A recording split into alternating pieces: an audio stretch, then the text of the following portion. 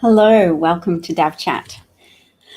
So, a lot of people might be a bit emotional today. Ruth Bader Ginsberg has died at the age of 87 after a battle with metastatic pancreatic cancer, a disease which is difficult to treat.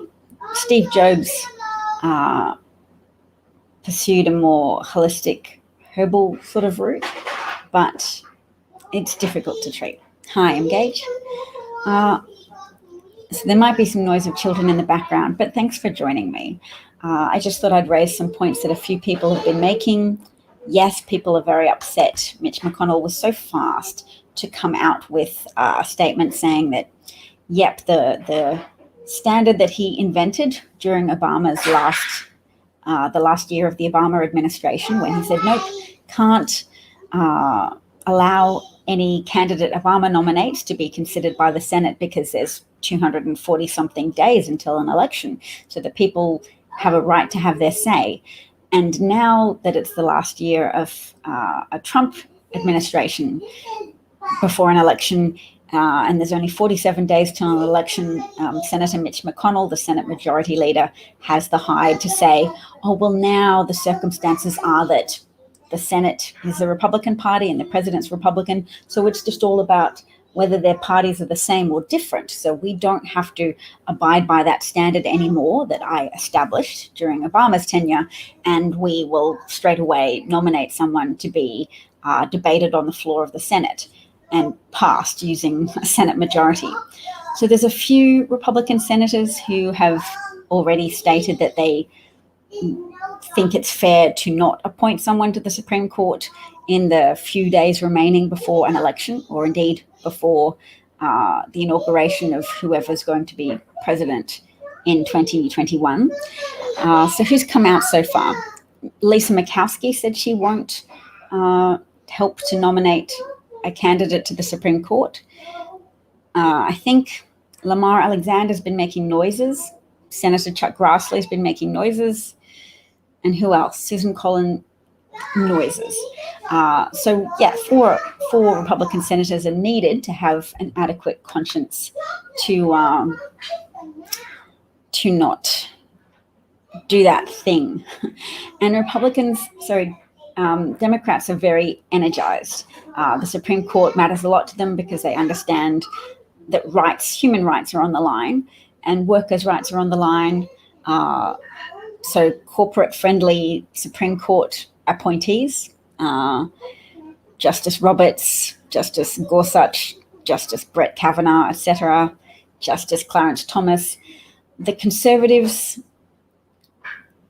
will do things and make decisions that are in accordance with the GOP, and will just frame it as being something that they're doing because they're such fervent constitutionalists, even though the whole Republican Party behind Donald Trump, who was a rabid anti-constitutionalist and does his best to do whatever he wants in the teeth of the Constitution. So yes, Justice John Roberts has dismantled the Voting Rights Act, has rolled back civil rights.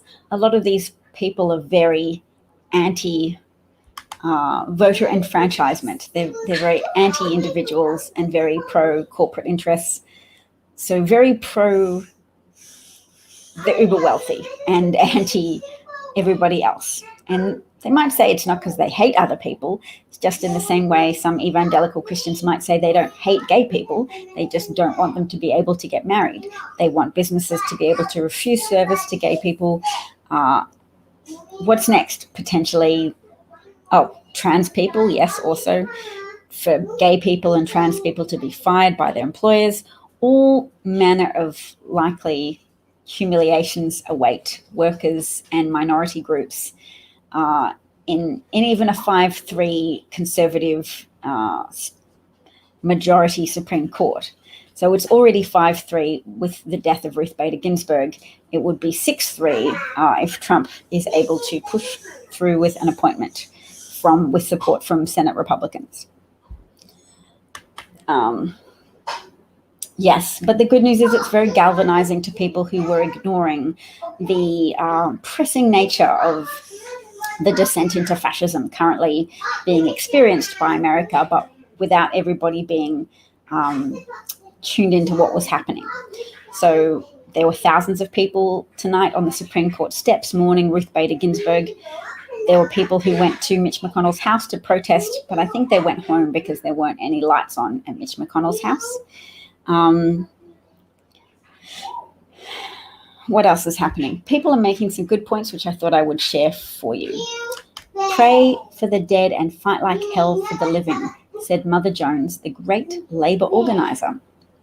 Yes, the fighting spirit has really been energised. So let's look at some people's comments. Here's one comment that says, so much is on the line, people. If you... Well, just ignore the voices of children. So much is on the line. If you have a pre-existing condition, that's on the ballot. If you are LGBTQ, your rights are on the ballot. Women's rights are on the ballot. Democracy itself is on the ballot. We must fight. We must vote. So anybody who considered themselves to be in a safe state, who could potentially just not bother to vote because you're in a blue state and it's all about blue versus red states, that's an irrational belief that you have to jettison now. All beliefs and all votes are needed for, regardless of whether you live in a blue or a red state, all votes are needed because it's all going to contribute to the rhetorical force of the outcome of the election. The ability to have such a repudiation of Donald Trump at the polls that if he tries to challenge the results of the election through the court system, that the Supreme Court feel the moral weight of the country's voice as expressed through its voters. What's your know about? Engage? Yes, why does a president who shreds the law and constitution get to appoint judges? Well, why indeed? The answer to that is fascism is no respecter of laws. And it's important to notice when that's happening to you. It means people who would normally defend laws and norms are not going to step up because some of them will be overwhelmed by the intoxication of fascism and the proximity to untrammeled power that fascism promises. Darling, could you close the door to the playroom, please? Okay. Thank you so much. That's better.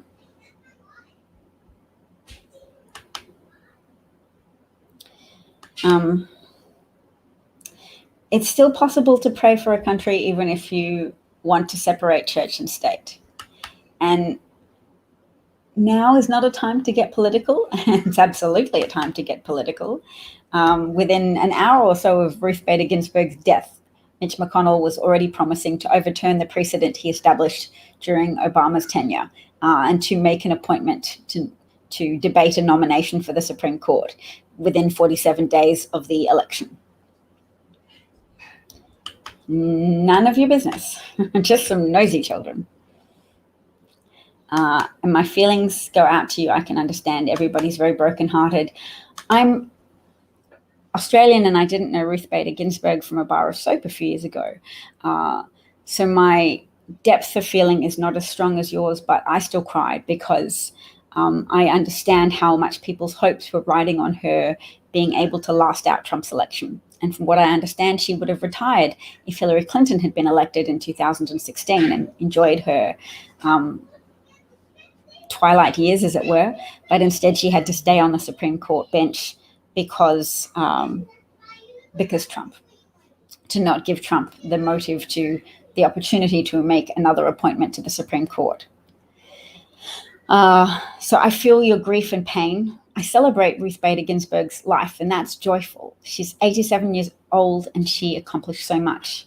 I've shared photographs of how she was this tiny little person, one of 9 women admitted to Harvard Law School when there were 500 students admitted, 9 of them women.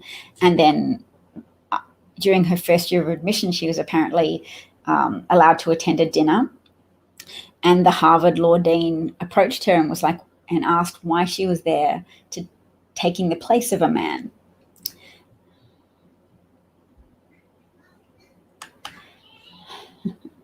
Aaron, you have so much to learn.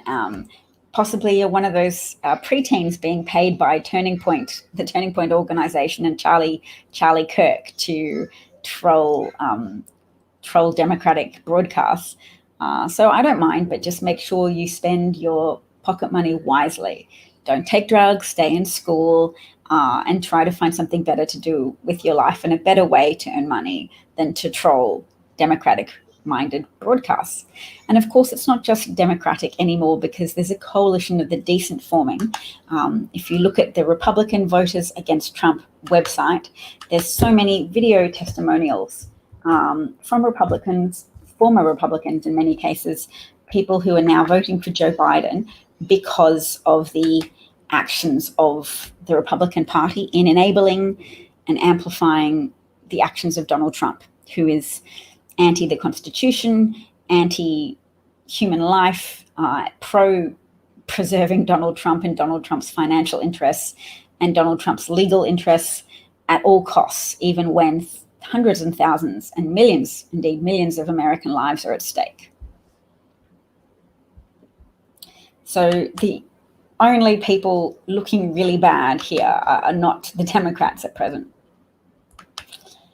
All right, why not take the time to briefly listen to a Republican voter who's now public with their commitment to vote for Joe Biden. We could watch Olivia Troy, who we've watched before, but this is the full. I'm Olivia Troy.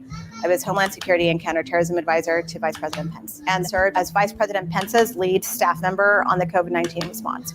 You know, I've been on the COVID task force from day one. I mean, the virus was very unpredictable at the beginning. There were a lot of unknowns, but towards the middle of February, we knew it wasn't a matter of if COVID would become a big pandemic here in the United States. It was a matter of when. But the president didn't want to hear that, because his biggest concern was that we were in an election year, and how is this going to affect what he considered to be his record of success? It was shocking to see the president saying that the virus was a hoax, saying that everything's okay when we know that it's not. The truth is, he doesn't actually care about anyone else but himself. He made a statement once that was very striking. I never forgot it, because it pretty much defined who he was. When we were in a task force meeting, the president said, maybe this COVID thing is a good thing. I don't like shaking hands with people. I don't have to shake hands with these disgusting people. Those disgusting people are the same people that he claims to care about. These are the people still going to his rallies today who have complete faith in who he is. If the president had taken this virus seriously, or if he could actually made an effort to tell how serious it was, he would have slowed the virus spread. He would have saved lives. It was the opportunity in honor of a lifetime to be able to serve in the White House. I put my heart and soul into this role every single day. But at some point, I would come home at night, I would look myself in the mirror and say, are you really making a difference? Does it matter? Because no matter how hard you work and what you do, the president is going to do something that is detrimental to keeping Americans safe, which is why you signed up for this role. It was awful. It was terrifying. I have been a Republican for my entire life. I am a McCain Republican, I am a Bush Republican, and I am voting for Joe Biden because I truly believe we are at a time of constitutional crisis. At this point, it's country over party. So that's a great video. Welcome to my broadcast. I'm so glad you are following me now. And yes, we shouldn't overstate it too much, but they're likely to be a large swathe of independent voters. People often speak as if there's this dichotomy between Republicans and Democrats, forgetting that 40% of the electorate are independents, many of whom lean conservative, but because they're independents rather than Republicans, often they're less entrenched in that very committed mindset of support Trump at all costs, or have voted for Trump and are very invested in defending that action in voting for Trump. Aaron Carter is a troll, and we can mute him if we like. Do we have any moderators here now, or I might have to find a way to do that myself? It was Ruth Bader Ginsberg dying wish. She said, it's my most fervent wish for my spot on the Supreme Court not to be replaced until a new president is installed. So yes, any actual Democrat would recognize this as a very galvanizing moment for American politics. Somebody's saying, hello here, Paris. Yes, indeed. And of course, Mitch McConnell is not constrained by conscience or standards or precedent that he himself established. Now you're a troll because you're very inexplicably complaining to someone on their own broadcast about their perspective on a situation that is galvanizing Democrats. So the rate of donation to Democratic candidates is $100,000 a minute. And yet here you are complaining that I'm doing something so unconscionable in discussing Ruth Bader Ginsberg's death in a political context. It's political because Trump nominates someone to the Supreme Court, and political people, Senate Republicans who have the majority in the Senate, will vote on whether that nominee can ascend to the Supreme Court. So no, I just recognize poorly paid trolls. So I know how to block people like that. Oh, ka-chow. Now he can complain elsewhere that I don't like people who disagree with me. Yes, absolutely. Ruth Bader Ginsberg would want us to speak loudly. If it was her dying wish that she not be replaced until a new president was elected and inaugurated, then absolutely she would support the outpouring of political energy as well as grief and respect that is forthcoming from Democrats today.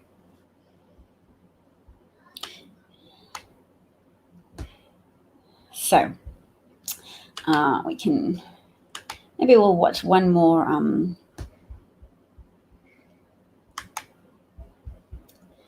video of a Republican explaining why they regret their actions. Oops.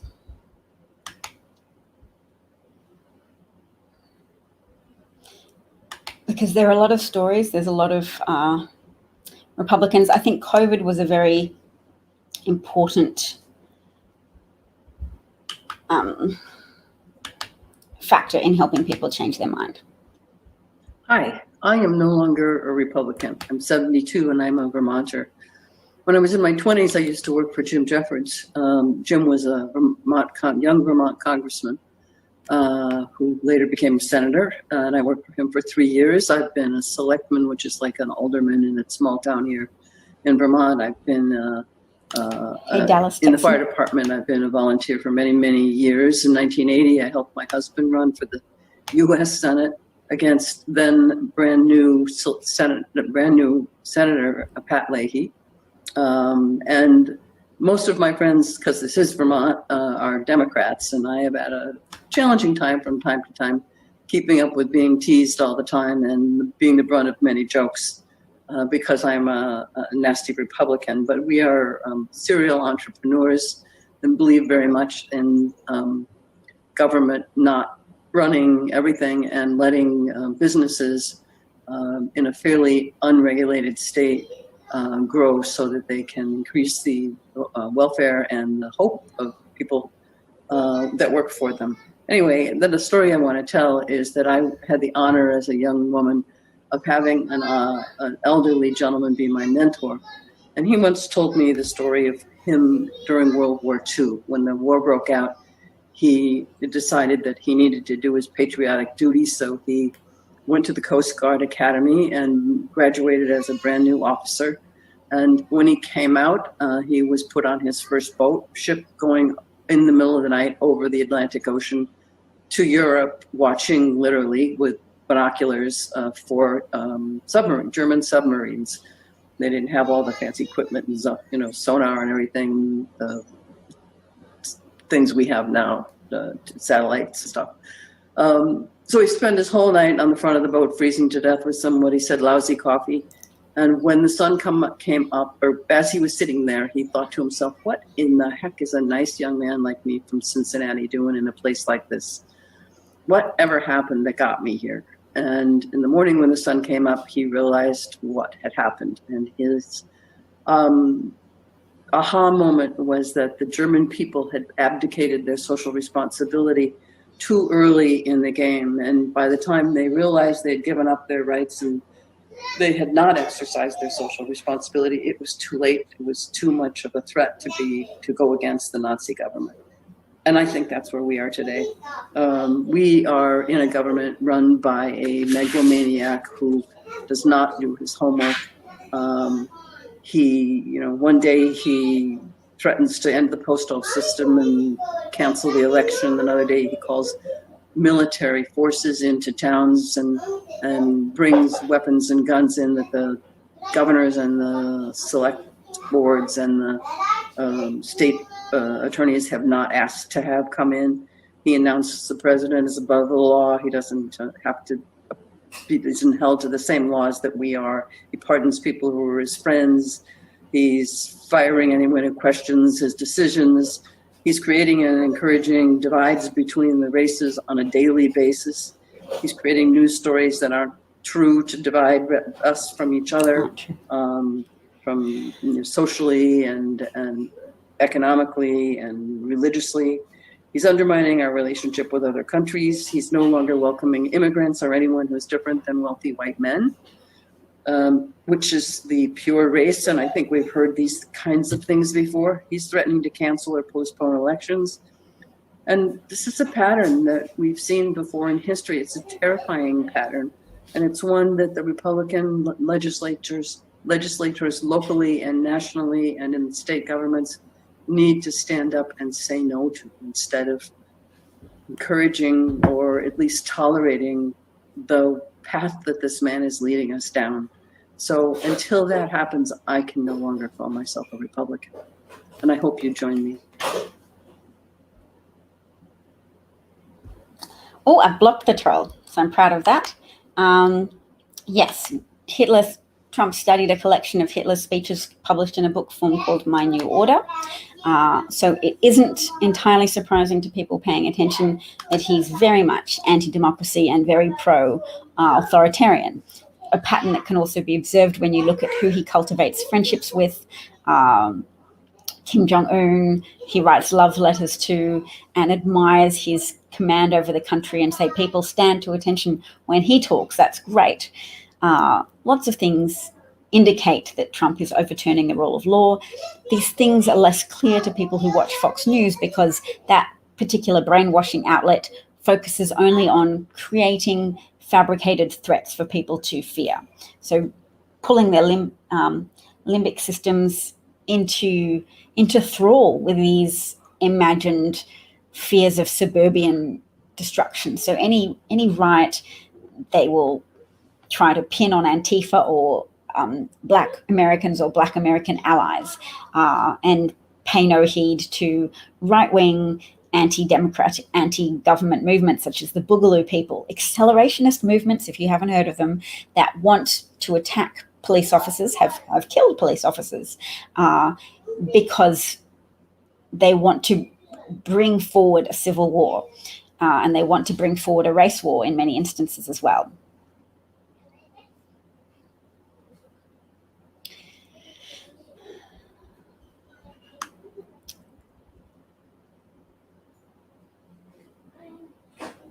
So the Dank Crusader said, I'm no longer an independent voter. What does an anti-federalist mean?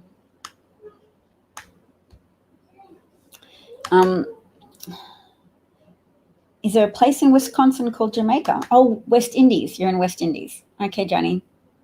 Great. So there's lots of reasons to account for the fact that people are really ramping up their donations. So I've got a little bit of info I can share about that. Let's have a look. $100,000 a minute since news broke of Ruth Bader Ginsberg death. Someone writes, the Republicans are simply the white pride party. Yes, I can see how you could make that point. They seem to be most subject to an irrational white superiority complex. And it causes them a great deal of emotional angst when life conflicts with that unsupported reality. So Trump provides support for the unsupported reality. He tells them, yes, see, a white person can get away with anything. White people are better because look at me, I can break the law, I can overturn norms, I can do all manner of things, and I can irritate your enemies, the Democrats. He reinforces their view that they're superior, giving them confidence, which in some cases does support economic activity. But overall, economies benefit from stability, and Trump is definitely an element of instability. Even if he is reliably corrupt, even if there's a stability to his impulses, he is always corrupt. He always does the worst thing for America. He'll still pay attention to optics, so you can't entirely predict which. Oh, look, it is so satisfying to just block trolls. I don't have Trump derangement syndrome, but people like this have Trump derangement syndrome in that they are deranged in their degree of commitment to contorting their intellect to support everything. What, darling? No, you have to talk properly, sweetheart. Where do you want to apply for citizenship? In Australia? No, you may not have that, darling. You want to write Mummy a note? You want to take a picture of yourself? Okay. I'll take a picture of you. Because you got a straw stuck to your tongue. There you go. All right, pumpkins. All right. How you touch it and then put it in here. Let's see. Stop touching it. Down the floor. There's a letter that was obtained by the Washington Post from Mitch McConnell. So we might have a quick look at that because it does indicate that there's a little bit of weakness in his position. So he's concerned. He's concerned about it. Let me have a look.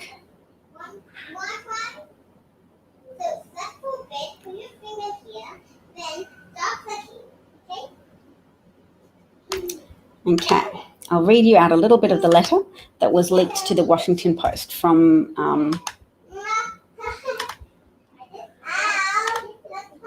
Senate Mitch McConnell to his colleagues in the Senate.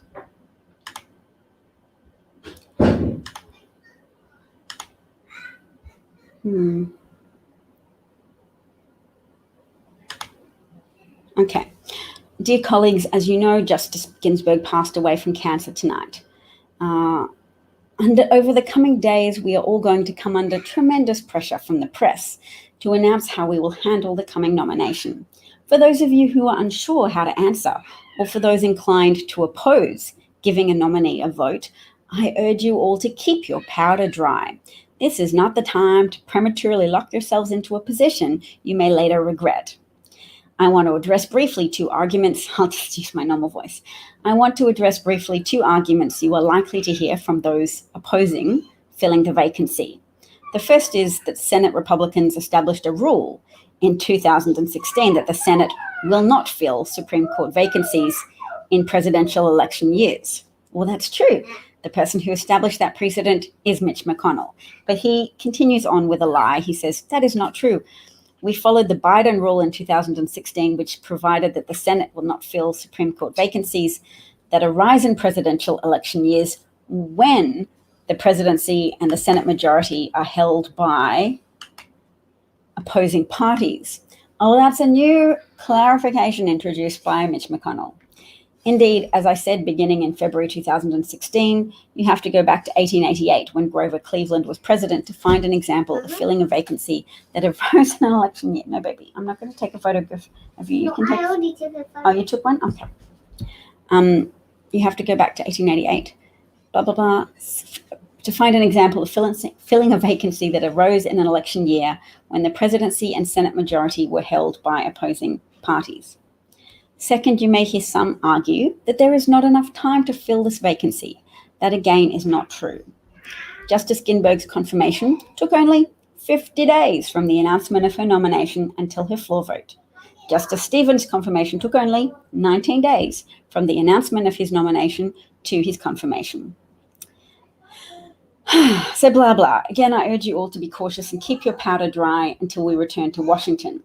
So that's Mitch McConnell trying to really advocate for his colleagues in the Senate on the Republican side to just not commit to being decent or principled and not respecting Ruth Bader Ginsberg's dying wish that Senate Republicans and Mitch McConnell abide by the precedent he established in 2016 when he claimed that a president should not get to nominate someone to the Supreme Court bench during an election year. So yes, Justice Garland was nominated 237 days before an election, and Mitch McConnell refused to allow his nomination to be debated on the Supreme Court floor. Johnny is saying that I do a wonderful job. Thank you, Johnny. Listen to the rest at your leisure, or don't listen. That's fine with me. I'm still grateful for everybody who can listen, and including you, John. Yes, Amy C. Barrett. An even more ridiculous nominee would be Naomi Rao, who Trump appointed recently to a lifelong appointment on the federal court. And she's an incredible Trump loyalist. She makes the most ridiculous decisions in favor of releasing Roger Stone. Was it not pardoning Roger Stone? Yeah, releasing Michael Flynn from his guilty pleas. Yes, Mitch, his wife, and her family are all Council for Chinese Communist Party, yes. Mitch McConnell's wife is Elaine Chao, Secretary of Transport. She's directed approximately $62 million worth of transport projects to the state of Kentucky. So she's helped Mitch McConnell benefit from all of these Kentucky-directed federal dollars. Yes, Senator Ted Cruz and Tom Cotton are on the SCOTUS list. They're very anti women's bodily autonomy. And look, I listen to Fox News. I like to listen to a little bit of the opposition when I can bear it, to help consider the views of people who differ to me. This is why I don't tolerate trolls, because they don't advocate or express opposing viewpoints. They just complain about what I'm saying and contradict without having a reasoned argument. But I do try to listen to actual articulate people who were invited to speak on Fox News, just a little. And there was a doctor who used to conduct abortions, according to him, and his 13-year-old daughter was killed in a car accident just outside their home, at which point he says the next time he was doing dilation and curettage procedure to remove a woman's unwanted second trimester unborn child, fetus, whatever you would describe I'm happy to say unborn baby. Her unborn baby, second trimester, and he has to make sure he's doing an accounting of all the different body parts to make sure nothing is left in the woman, because that could become septic and kill the woman. He realized he was accepting money to do what felt like him to be killing somebody else's child, and his child had already died recently, so he was no longer comfortable with conducting abortions for women, and has now become I would imagine, a fairly potent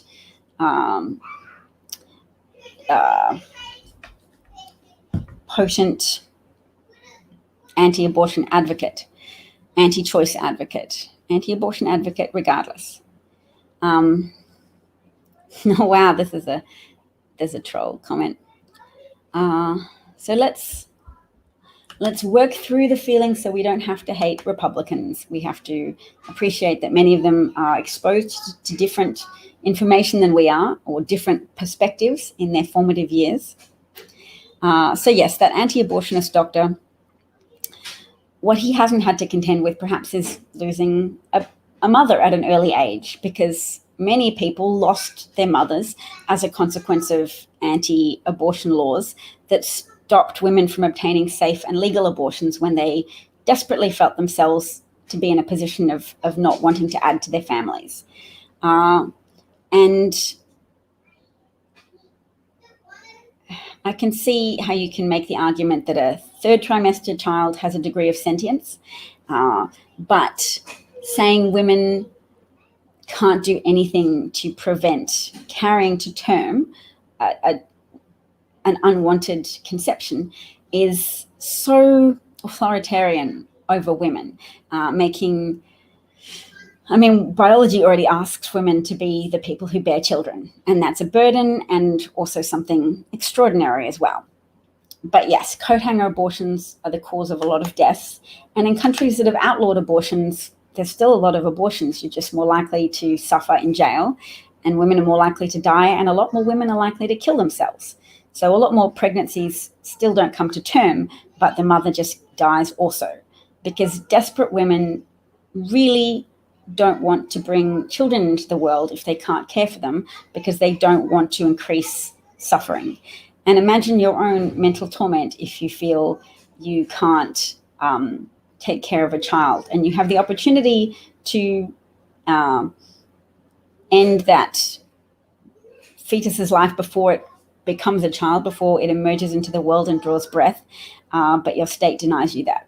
And imagine also having your legal standing reduced to being below that of an unborn child, because if you grant full legal rights to an unborn child, then, and that unborn child is by definition within a woman, whenever there's a conflict of interest, if you've committed yourself to preserving an unborn child, you are by necessity always going to be willing to put a woman's life in jeopardy.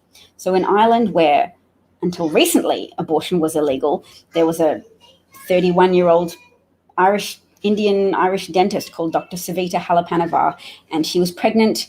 The pregnancy was failing. Her fetus was dying. Her unborn child was dying. The doctors had diagnosed that.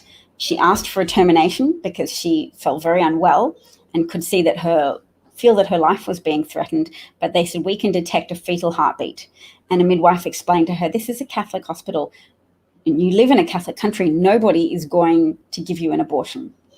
So she continued to feel poorly. Her life was not held in the same esteem as the life of a woman in a country where terminations are legally available. So because they were so keen to not jeopardize the heartbeat of a fetus they knew to be dying already, they did not give her the termination she requested, and she died of a heart attack secondary to sepsis, i.e. the infected fetus carried the infection to her body, and she died as a consequence of not having the termination that she had repeatedly asked for. Your argument seems to lack merit there. How does women doing bad things justify women doing bad things? Women losing their lives as a consequence of legal contempt for their status as sentient human beings, because if you give equal legal status to unborn children, that necessarily lowers the status of women who are carrying a fetus. So women who have cancer, who need chemotherapy treatment, welcome to a world where the Supreme Court's decisions in overturning Roe v. Wade might mean that your healthcare providers say, no, we're not obliged to give you the chemotherapy that you need to live because of the calculation that the fetus may be harmed. Welcome to a world in which women cannot have medical treatment for life-threatening conditions if there's the possibility that a fetus could be harmed. Thank you for your time and attention. Somebody's happy to celebrate Ruth Bader Ginsberg without even agreeing with her. Good for you.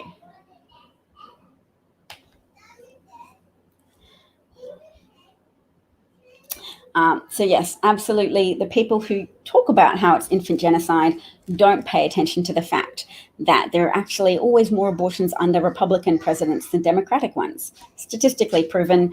And it's because Republican presidents financially disenfranchise poor Americans. So they put women in a more desperate position, women who can't support their families, who are earning very low minimum wages per hour, and who probably already have children and cannot cope with falling pregnant again, whose partners could be abusive, whose financial circumstances don't support it. Imagine if you're a man finding you were pregnant within a few weeks of having sex and just being told there's nothing you can do about it. You shouldn't have had sex in the first place, you naughty man. And now you have to put your body on the line, because particularly for women in abusive relationships, they are more likely to die if they're pregnant. Seeing a pregnant woman, when that child is going to increase the financial constraints on your family and increase the financial pressure on you, can be a factor that pushes already depraved, violent people over the edge. So pregnant women are more at risk of losing their lives if they're already in a violent relationship, if they become pregnant. So the reason why I mentioned even the word infant genocide was because of this terrible comment, which I will get off the screen quickly. You hungry, darling? Okay, well, I'll say goodbye to the people. You want popcorn? Okay, we'll set the timer for 5 minutes and then I'll say goodbye to my broadcast, okay? 5 minutes, darling. Yes, I'm familiar with the science of embryology. I don't act like embryos shouldn't have rights. I claim it because when you give embryos equivalent rights to the sentient adult women who bear them, you diminish the significance and you diminish the legal standing of women's rights. So that's why. I doubt you're a powerful advocate for embryos in stem cell petri dishes, but I'm definitely a strong advocate for the rights of women, the rights of women to receive medical treatment that they may need to preserve their life. If a woman has cancer, if a woman has a septic fetus inside her body, if a woman is at risk of death from a domestic violence partner. For first and second trimester abortions, I am still comfortable with that because, again, I don't want the legal standing of women to be diminished. Exactly. It's a choice to put your body on the line, and to legislate to legislate against choice is to reduce the choice of women. So the pro-life movement often makes a big deal of women who choose to sacrifice themselves so that their unborn child might live. Women who've refused chemotherapy through their own choice because they so treasured the unborn life inside them that they said, I will risk death so that this child may become a child and draw breath in the world. That is their choice, and people can respect and valorize that choice, but it is a choice. And if the state makes that choice for you, it's no longer a noble decision. It is constraint, it's an imposition, and it's deadly. Lily agrees with me. Thank you, Lily.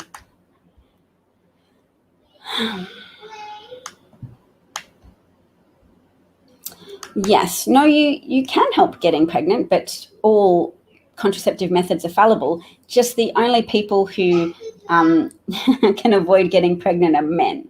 So men can engage in as much sexual activity as they like, and they're at no risk of getting pregnant, which is why it might be difficult for you to relate to the imposition of someone telling you that if you inadvertently fall pregnant as a result of granting sexual pleasure to a man, and a man is a requisite element for conception, that you, the woman, should have all choice removed from you because you are now somehow someone whose life should enjoy less respect, less legal standing than other adults.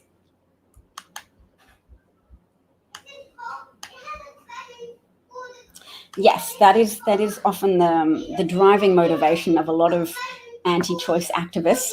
They enjoy judging women for sexual activity, and you'll find a lot of anti-choice politicians have been found to have paid for abortions for their mistresses because they enjoy telling women that they should be abstinent and that they shouldn't have sexual activity, but they themselves enjoy sexual activity. And not to say that there aren't women who are also anti-choice, but again, they're swept up in the argument that you should punish women for sexual activity and that you should ensure that the autonomy of a woman is secondary to the hierarchy of men do what they want and women suffer the consequences.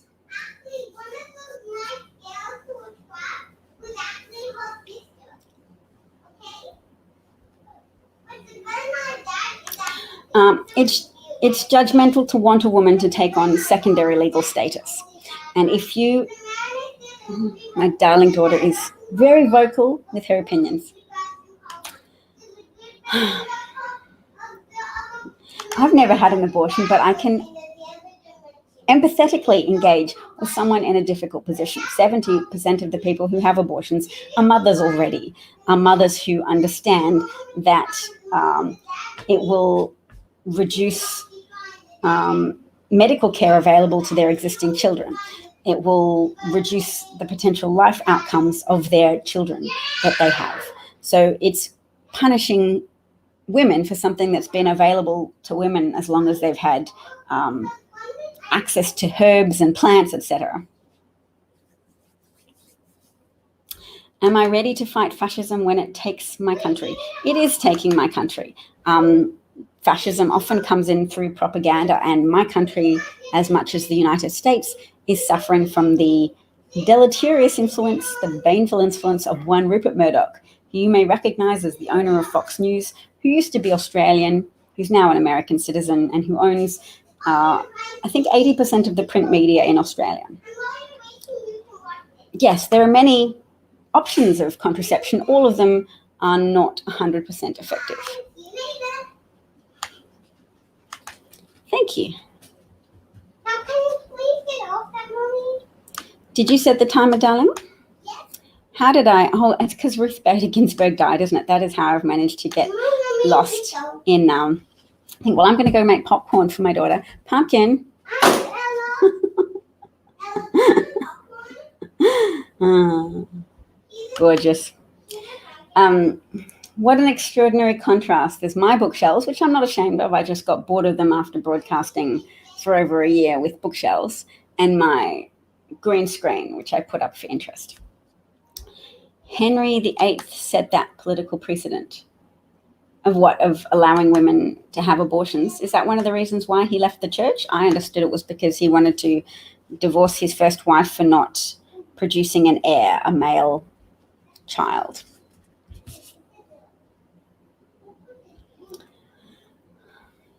It does seem to be a bit of an imposition for the state to make decisions over women's bodies, and women might need medical care right up to the moment of giving birth, in which she might need urgent medical treatment for a cancer, and for a state to be able to say, you can't have that treatment that you need because there's something in your body and that has greater legal standing than your right to life, so you can't have life-preserving medical treatment. Dr. Savita Halpanova died as a consequence of her being refused medical treatment by her doctors. And as a consequence, the people of Ireland voted in a referendum with a majority voting to leave behind Ireland's anti-abortion, anti-choice legislation. And they moved forward. They legalized abortion. Yes, lots of people gnashed their teeth and rent their clothes and put sackcloth and ashes on themselves and bewailed the murder of infants. But women and men of conscience stood up so that other women don't have to needlessly die as Dr. Savita Halapanova died. Nor I don't see it as a concerning observation that predominantly Black women have abortions. Abortions are a product of poverty, and a lot of poverty has been inflicted on the Black population of the United States because opportunities for wealth available to white Americans have been deliberately precluded from Black Americans.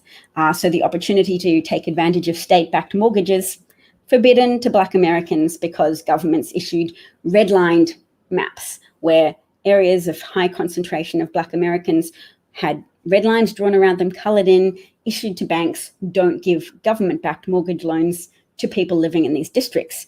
And banks took those maps and then applied them to loans outside of the government-backed mortgage scheme and just decided to not give mortgages to anybody who lived in those particular red line districts, which cut off Black Americans for generations from being able to trade in their conscientiousness, work ethic, savings, personal characteristics, from being able to take out a mortgage and trade their savings and that ability into acquiring property that then appreciates in value over time and is the main gateway to wealth for white Americans, for any Americans. That's set Black American families back. So more Black Americans languish in poverty, haven't benefited from the prosperity of the slave era, where not just slave-owning families made money, but all attached industries made money. All of America became an economic powerhouse because of the high profitability of a country where, for the most significant industries, labor costs didn't exist. You gave your slaves subsistence food in huts. You made it illegal to learn how to read, illegal to escape, and you sold them as commodities, and you used their labor without having to pay them. You eliminate labor costs. Very prosperous society. America has been unwilling to share the products of that prosperity with the people on whose back that prosperity was built. Yeah. Many women will have an abortion before a child takes breath. So when it's in their body, they still consider it something that they can do to their body rather than that they can do to a child. So lots of women don't want to have abortions. I've never had one either. I can understand people's reluctance to have it. But many women have been in a position where they've felt desperate. There's stories that you can find on the internet of women whose husbands were overseas on missions, visited them maybe once and then went away. They have children already. They find themselves pregnant again. Their husband is lost, missing in absence, or killed in battle. And they cannot conceive with having an extra child. And in the weeks before that child becomes obviously a kicking, potentially emoting, viable child, women want to take action and say, no, I don't want to carry this child to term. Not everybody has religious beliefs that say conception creates a soul, and now this is sacred, don't touch, hands off your body.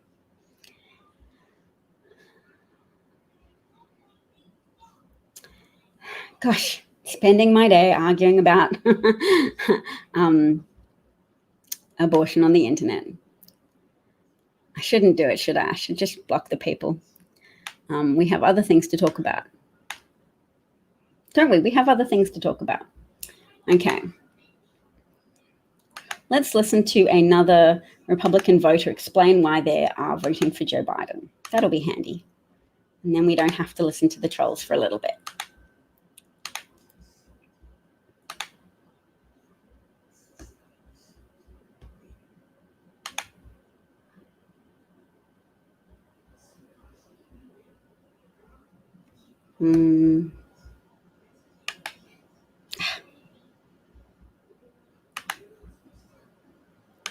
Nope.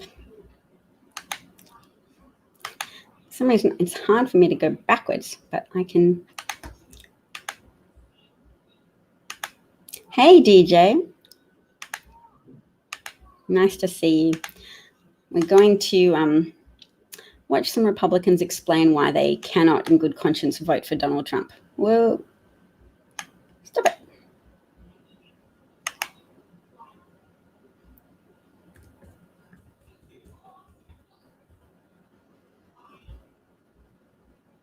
Hey, here's Ricky from Virginia. Hi, my name is Richard. I'm a disabled veteran, and I'm very angry with Donald Trump. I think he is a loser and a sucker. Yeah. I also think that he is evil. Why? He calls us veterans losers, suckers, and a bunch of other things. He's a draft dodger, damn it. Okay, Dal. I just want to say this Okay, sweetheart, I'm ready. He's bad. I mean, really bad. I can't believe how stupid he's acting. I voted for him in 2016. Why? Because I thought he would make some changes for us poor working stiffs. Yeah, that's right. You know, the poor middle class guys who are busting their asses every day, 7 days a week, and trying to do the right things.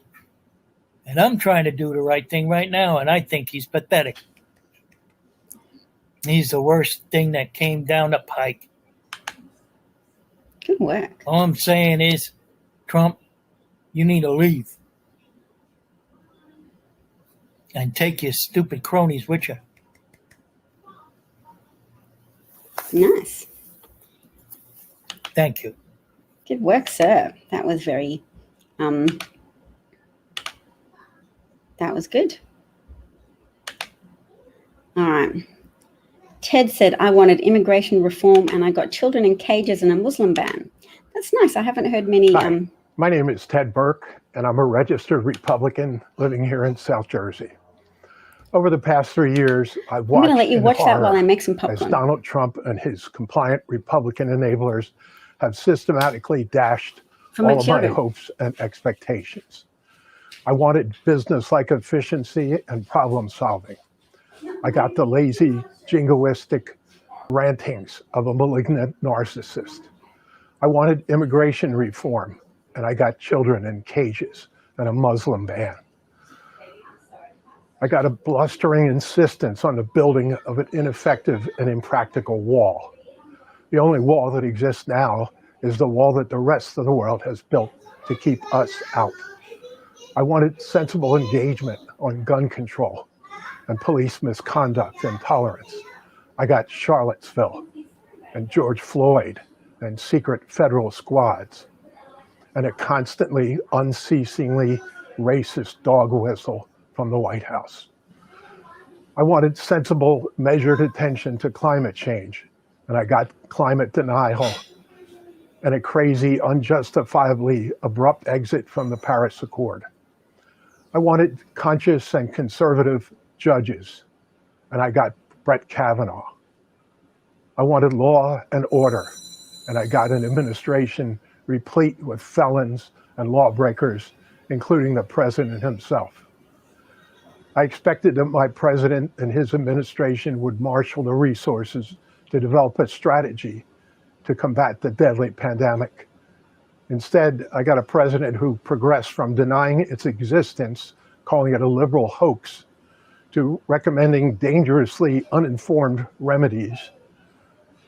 The virus rages on as Trump dithers about blaming China and discouraging increasing testing because, quote, then we'll get more cases.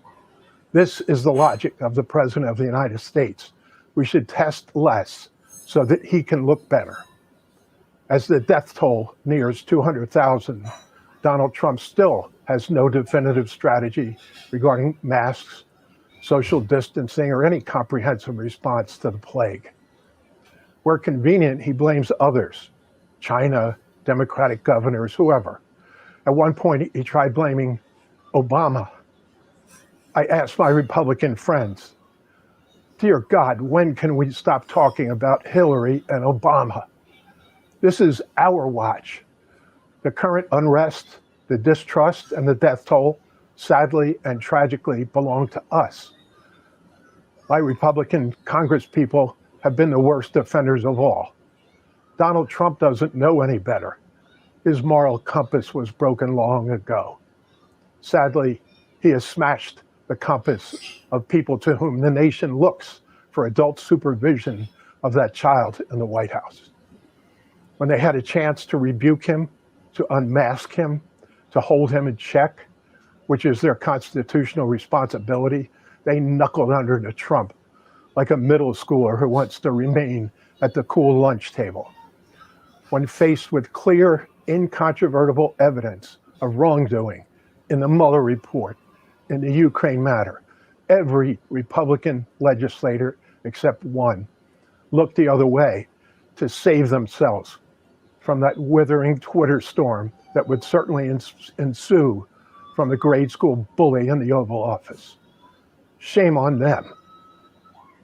Now, many of my Republican friends and neighbors will say that I've been swayed by the liberal media. I say nonsense. I don't get my information from Rachel Maddow or Anderson Cooper any more than I do from Sean Hannity or Tucker Carlson. I listen to Donald Trump.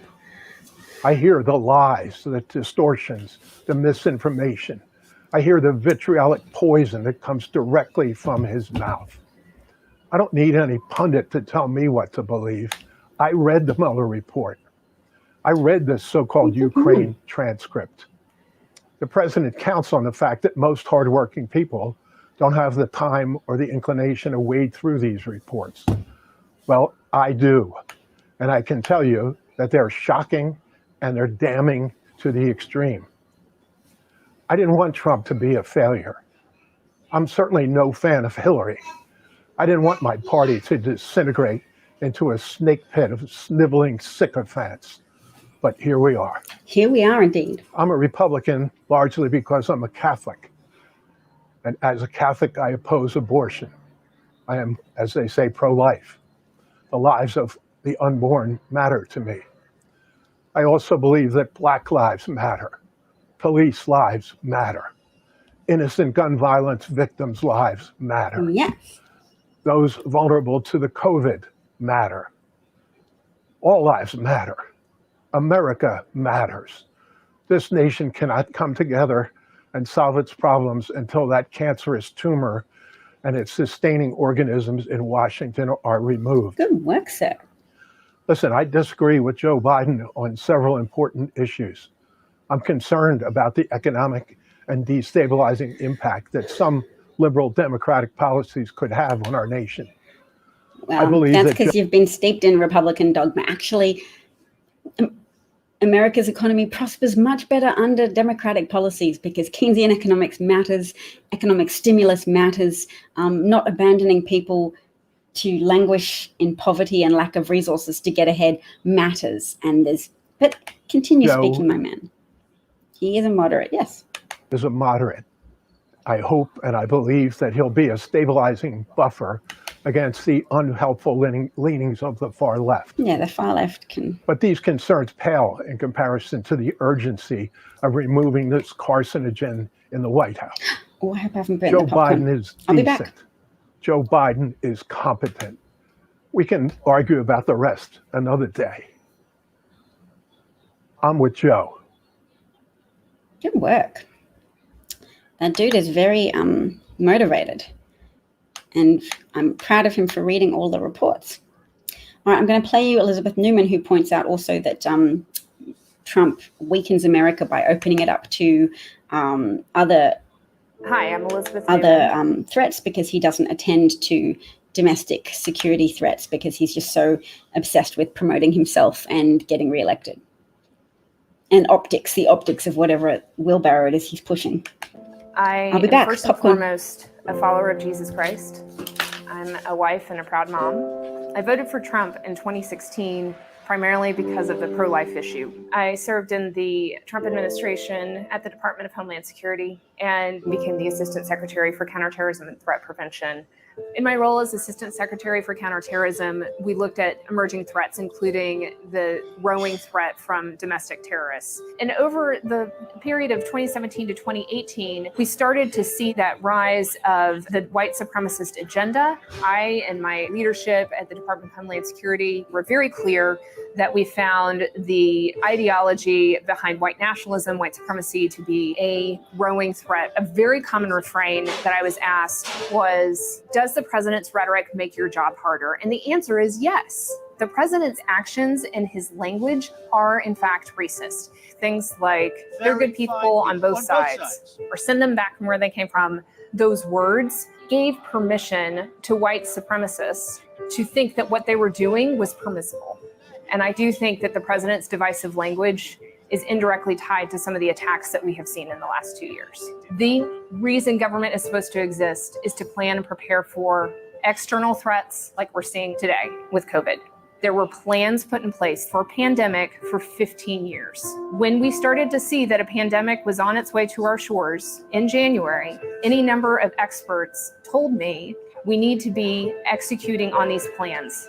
But from January until March 11th, what you saw instead was a number of good public servants attempting to do their job and the president telling them to stop because he didn't want the economy to tank and he didn't want a distraction from his campaign. I'm sorry, Mr. President. You were hired to handle America's worst day, and you've absolutely failed. I do not think that we can afford 4 more years of President Trump. We are less safe today because of his leadership. We will continue to be less safe as long as he is in control. And this year I'll be voting for Joe Biden.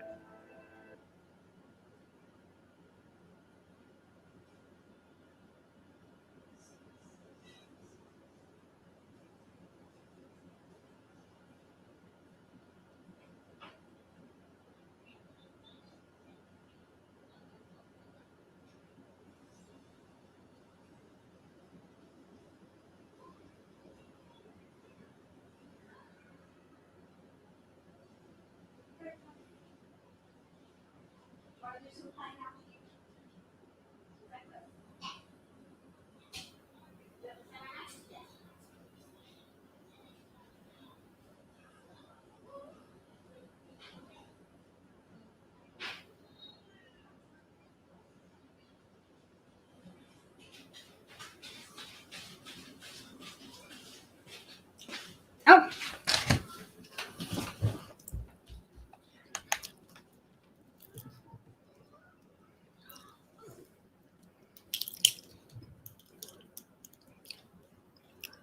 Hello. Thank you guys for waiting. I didn't expect people to still be here if the video had ended. So that was Elizabeth Newman, a former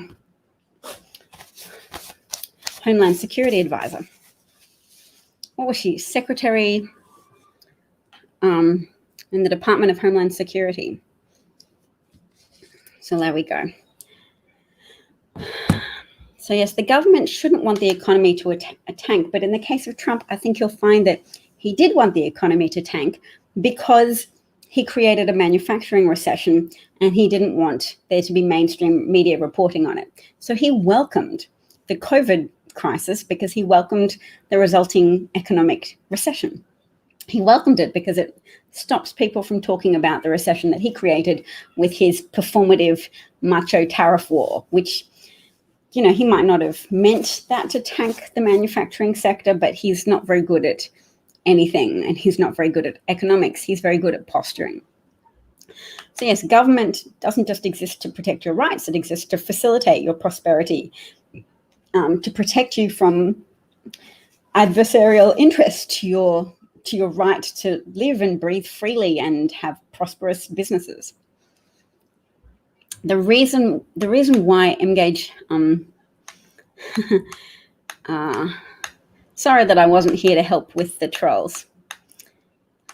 The reason why this person misspelled kite, Engage, just so you know, it's anti-Semitism. They've done it on purpose because they've misspelled kite to be more like kike. So they're trying to get in some digs either at me for being Jewish or if they were accusing that previous former Republican voter of being Jewish. A lot of the QAnon stuff that's saturating the internet is anti-Semitic as well. If you dig deep into their, Democrats and Hollywood stars are murdering children, you'll find that ultimately there's a lot of anti-Semitism at the bottom of that. And they get there when they start talking about George Soros, etc. Ta-da! So that's why he said that. Just if you didn't know. Yeah, mute the MAGA, darling. I'm very supportive of that. They're very active today because of Ruth Bader Ginsberg. So they're trying to increase support for Trump by trying to ride and amplify a wave of glee. Because MAGA is all about cruelty. The Republican Party is about hurting Black Americans. Some can say it's out of self-protectiveness. They think, and they've been told often, that the interests of Black Americans are being advanced at the expense of the interests of white Americans. So you can say, it's not that they hate Black Americans, but they are, for whatever reason, susceptible to propaganda that falsely tells them that the interests of Black Americans are being advanced at their expense. And that arises from an incomplete understanding of American history and an incomplete understanding of how economic persecution of Black Americans has extended its influence into the present, and that there's still such a strong degree of negative effects of institutionalized racism that some governments, big governments, have tried to take steps to mitigate against in the past, tried to desegregate schools, tried to reduce some of the discriminations against Black Americans, but there have still been very potent, very life-changing discriminations that we talked about yesterday, actually. Yes, the QAnon would be celebrating her death. It's part of fascism. So a lot of the factors at play prior to World War II, people getting sort of caught up in a nihilistic death cult, you see some of those same emotional patterns reoccurring now. Good evening. Nice to see you. Yeah, so an interesting article to share with you was something I was reading yesterday. And I think it's very educational for me to learn about, and consequently very educational for other people to look at as well. All the ways that student debt exacerbates racial inequality. It's like landing in quicksand. The factors are complicated, but they broadly tie back to America's history of systemic racism. So student debt is often thought of as a generational issue for 20-year-olds and 20-somethings and 30-somethings. But what people may overlook, including me, is the element of it being a racial issue. So student debt is both a cause and a consequence of racial inequality. That's a fair statement. If you, okay, so here's an African-American student who says, when people graduate, they think I'm going to take a trip. I'm going to take a cruise. I'm going to go abroad. That can't be my priority. He graduated last year. He's contending with $90,000 in student debt. So understanding his situation is key to understanding the way in which college education has become more expensive for individual students. It previously used to be more supported by federal and state institutions, but as it's become, libertarian thinking has infected more and more voters, and more libertarian politicians have been empowered, they've reduced the state contribution, the contribution of government at a federal or a state level to students attending university. So as that debt has become more concentrated in students, families with property have been able to cushion those debts for their children. So if you have a property, you can take out equity in your home and help your child avoid having to take out a big loan that has not just simple interest, but compounding interest. So a debt that just spirals rapidly, that you can keep making the interest repayments on and hardly even touch the principal of repaying your original debt. So a debt that gets rapidly worse and worse.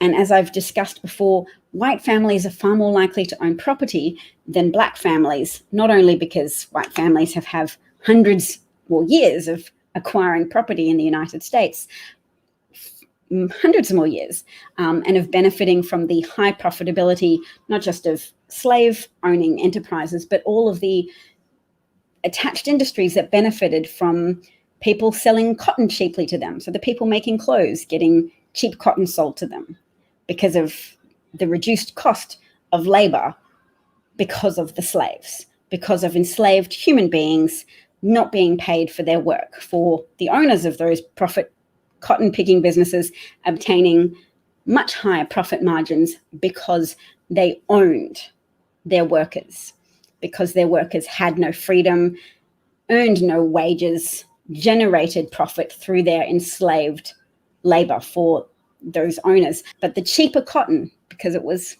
able to be sold more cheaply because of the reduced labor costs for the slave owners, cheap manufactured clothes, everything cheaper that you can then export and sell to other countries, the economic advantage that it gave to America during the hundreds of years in which slavery flourished, making America an economic superpower. All of that privilege and prosperity affected not just slave owners, but adjacent Americans, white Americans.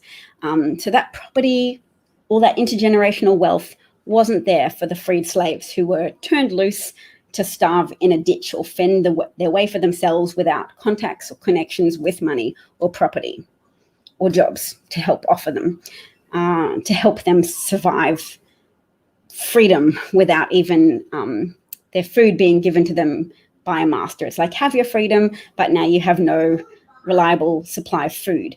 And so that fear that white people had then of, oh, damn it, I resent you because I've lost my profitability. I've lost my slave that I owned, that was one of the principal sources of my wealth. And now I have to worry that you don't have any way to get food. You might come and try and steal food from my house. So I'm going to fear you, deride you as a criminal, because look at you, you don't have a job. You're not my slave anymore. Where's your job? Where's your house? Where's your land that you're farming to get income? Where are you going to support yourself from now? You're going to be a thief, aren't you? You're a thief. All your kind of thieves. You are lesser than us white people. We're not morally bad because we enslaved you. You're somehow just intrinsically lesser, and I'm going to keep holding on to that belief because it makes me feel good about myself and defend what I'm doing, which is refusing to help you, being afraid of what it might take to help you now that you're freed and we've agreed to stop persecuting you and enslaving you and failing to pay you for your labor. Yep, all of those rationalizations have been finely honed over the years. They may have evolved and been tweaked. Nobody justifies slavery anymore. Well, not openly as much anymore, although you'll find some right-wing people say, we shouldn't have freed you. You should be slaves again. People who brandish Confederate flags clearly have some kind of nostalgic yearning for the antebellum days, i.e. before the abolition of slavery, when you could have big profits and huge houses, all of those things. So yes, debt is racial too. You might be saying that sarcastically, but it's true. Yes, all things pertain to race when there have been very powerful racist policies developed that have affected people. And your history is of racist rationalizations for imprisoning people, selling their children, raping women to create more slaves for yourself, etc. No, Leslie, white privilege doesn't mean that white families don't suffer and don't lose their houses and don't suffer from increased healthcare costs. It doesn't mean you don't suffer. It just means you're less likely to start from a position of nothing as much as a black family. So we're going to go down this page more because there are significant, and I know it hurts when people talk in a collective sense and your individual circumstances don't conform to that generic truth.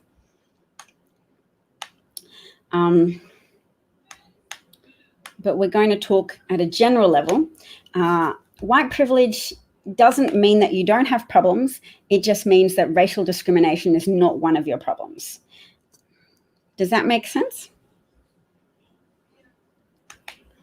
Doesn't mean that you don't have problems, that you don't lose money in a financial crisis, that you don't suffer from increased healthcare costs.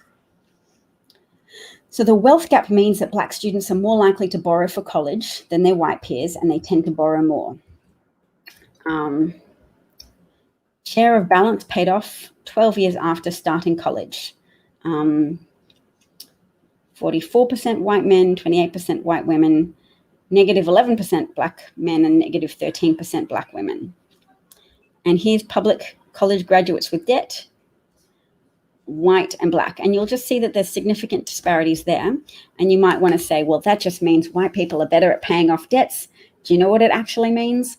White people are more likely, not guaranteed, but are more likely to have family members with wealth and property-derived wealth that help them, that give them a low-interest loan to pay off the high-interest loan.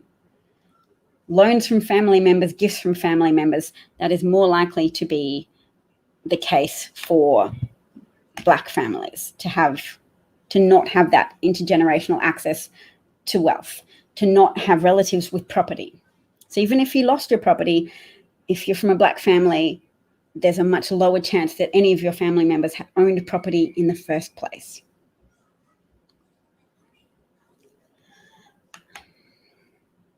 When you say we, I doubt you're a Dem voter. And look, I can pass out the word racist into different words if it offends you to have racism called out as what it is. There's discrimination that I'm pointing out, and I don't have to use the word racist. There's discrimination, tacit, covert, overt. Overt is obvious and covert is more subtle. Are you too racist to even talk to? Yes.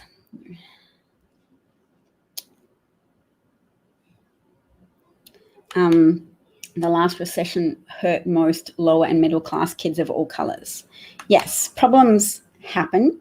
Big problems happen, like the financial crisis was not a racist, didn't have a racial factor, but if you have less of a pre-existing buffer, then you're more likely to go close to the edge of financial ruin. Does that make sense? The more buffer your family has between you and poverty, the more likely people of your skin color, of your cohort, will enter financial ruin. So you don't have to say white people were hurt just as much, because sure, white people were also hurt. And it's wrong to teach about white privilege without acknowledging that the dangers of teaching about white privilege, which is that conservative people stay the same. They still have low sympathy levels for any poor people. But psychological studies have found that more progressive-minded people don't have an increase in sympathy for Black Americans because they're already reasonably to a degree sympathetic. But what happens is they lose sympathy for poor white Americans. They think, well, you have even less excuse to be poor. And that's very destructive because there is a lot of discrimination against poor people in America, even though a lot of that is also a function of white superiority, because white superiority complexes as an ideology doesn't believe that white poverty exists, because it can't, because white people are superior, so they wouldn't be poor. They want to ascribe poverty as only being a condition applicable to Black people. So they often don't talk about, they don't acknowledge, they don't develop policies to address poverty, because they want people to stay in a place where they think poverty is just something that primarily affects Black Americans. And that's not true. It disproportionately affects Black Americans, but it doesn't only, by any stretch of the imagination, only affect Black Americans. There are many third world levels of poverty in white communities in the southern states. You don't have to hate your past to engage with the moral implications of your history. And when you say your history, I mean collective history. It's not my history if I didn't do it. It's just my collective ancestral history. So this is a very good point to raise that you've raised, Peter, because it's the moral cowardice of people who would rather ignore the past, and its ripples in the present, its current effects now, than actually have the courage to deal with that. To say, you know what? Yes, we don't have to be bowed down by shame. We just have to be honest. To say this is what happened, and in the interests of fairness, it's okay for big government to do something to redress those perpetuated disadvantages and those perpetuated economic discriminatory effects. It's okay to think that. And the people who've tried to condition you to hate big government are super wealthy people who are often very racist and who don't want to pay any tax at all. So they want you to suffer like you're in a feudal system and they're the lord and ladies and you're the serfs who have poor working conditions and no unions to advocate for yourself and your peers to have better working conditions. They want to eliminate all unions and they want to eliminate all public schools. They want to eliminate everything that requires public funding other than the military. They're happy for the military to be big because they want to protect their wealth from outside interests as well. But domestically, they want you to be poor and suffer and just to blame migrants and Black Americans. That's what they want. So if you can't decide which coalition you would rather join because you're too attached to resenting and despising Black Americans, then you are contributing to the problem. And you could choose to step forward and join a coalition that's not buried in shame, that's just happy to have the moral courage to be honest. So when you're ready to do that, join with the coalition of decent people who reject the corruption, the kleptocracy, the beholdenness to foreign interests of the Trump administration. Yes, you mean you're also deluded or a paid troll. And you don't know how to spell your, because when you want to say you are wrong, it's a contraction of you are, it's got the word you, an apostrophe, and then R-E. Okay, so when you've learned that, then maybe you'll also learn a second thing about how Republicans have purposefully deceived people about the beneficiaries of their policies. Their policies don't create unencumbered businesses that are more free to generate policy. They create businesses that are more unencumbered to pollute your water and your air, so that your children are more likely to suffer from neurological problems and from developmental disabilities resulting from lead and mercury and other neurotoxins in the air they breathe and the water they drink. Yeah. No, it's actually not semantics. Semantics relates to meaning, and grammar relates to spelling and contractions and expansions of words. So that's important. Now you've learned two things today. You could make a third and learn that Democrats have historically been, since 1964, since LBJ, since the abandonment of the Southern strategy, Democrats have been wanting to increase opportunity for people. And they understand that societies are more likely to prosper when you welcome migrants, when you welcome... Hello, sweetheart. What's wrong? You had enough popcorn? You want to give it to me? Thank you so much. Have you got your water bottle? Do you know where it is? I think it's in the living room.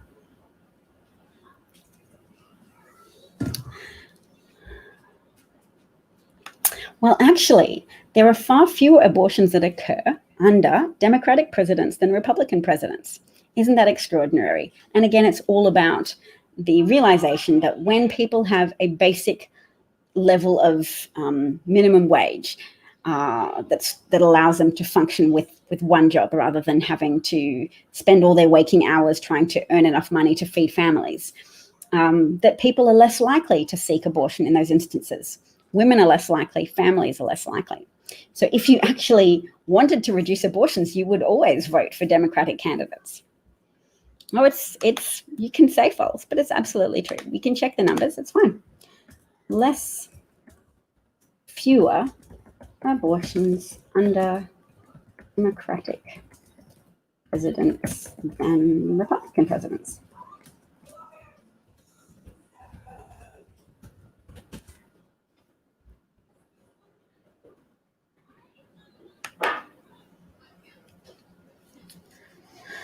What kind of source is the Alpena News? Where's Alpena?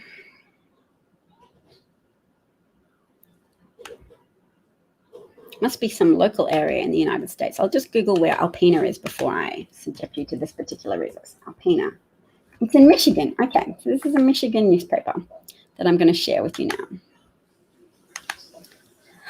Look how quickly the troll is changing the topic because I'm about to prove his assertion wrong about abortions. All right. So during the last 30 years, abortion rates have fallen the most under Democratic presidents. Oh. According to the US Centers for Disease Control and Prevention, the CDC, rates per 1,000 women between the ages of 15 and 44 are as follows. Reagan, 24. Bush, 24. Clinton, 16.2. Ooh, stays the same during Bush's era, 16. Obama, 12.5. Wow. So more abortions happen under Republicans. And why? Because the Republican approach to stopping abortion is regulation. Interesting stance for the hands-off business party. They fight for economic prosperity. Democrats fight for economic prosperity for middle and lower class workers, birth control, and good health care for families. What is the most effective thing in reducing abortions?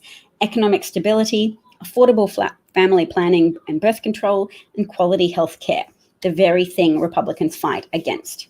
Well over half of the nationwide decline between 2011 and 2017 occurred in states that did not act new family planning and abortion restrictions.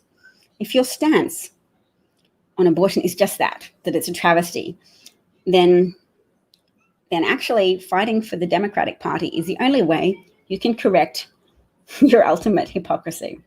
So I've just been reading out loud from this person who contradicted me about whether or not there are more or less abortions under Democratic presidents than Republicans. Popcorn. My popcorn. Homemade. Flavored with a mixture of being right about things, but also garlic powder, paprika, turmeric, a little bit of nutritional yeast, and salt. Oh, and butter.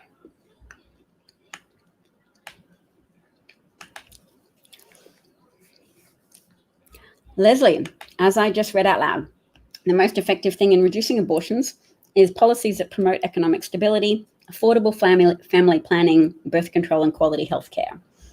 So in Colorado, there was a 40% drop in abortions after long-term birth control aids were made available to women of low income.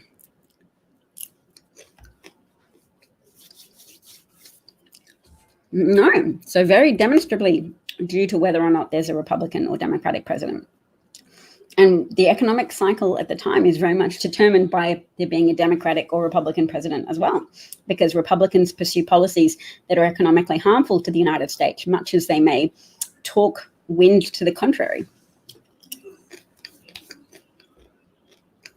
It is amazing on popcorn, isn't it?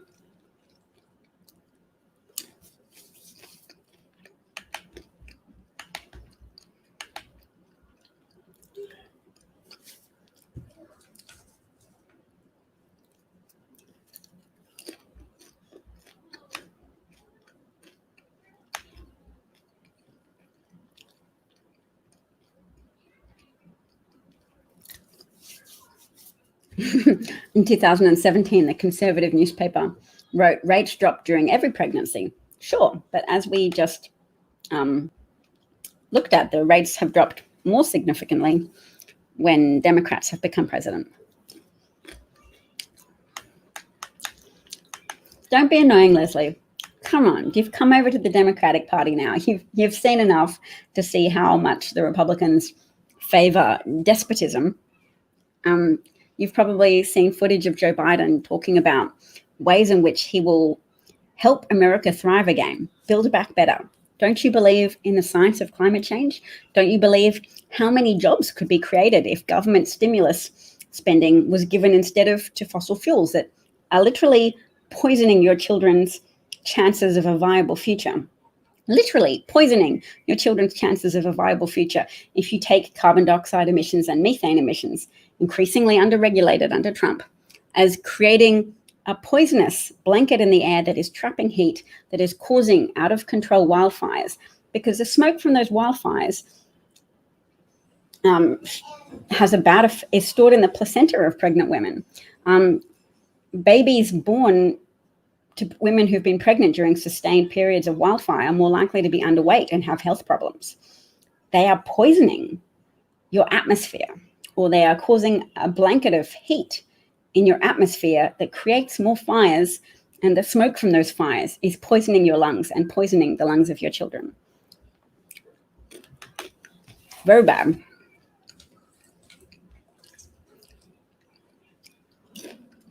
Yes, new POTUSes walk into the economic situations left by the past one, which is why we can look at some statistics relating to job growth under different presidents. And you'll again see that there is more job creation in the private sector and generally under Democratic presidents than Republican presidents. I know. So you didn't. 2012 is very late to not be giving Obama credit. Popcorn and public speaking. To not be giving Obama credit for the economic recovery.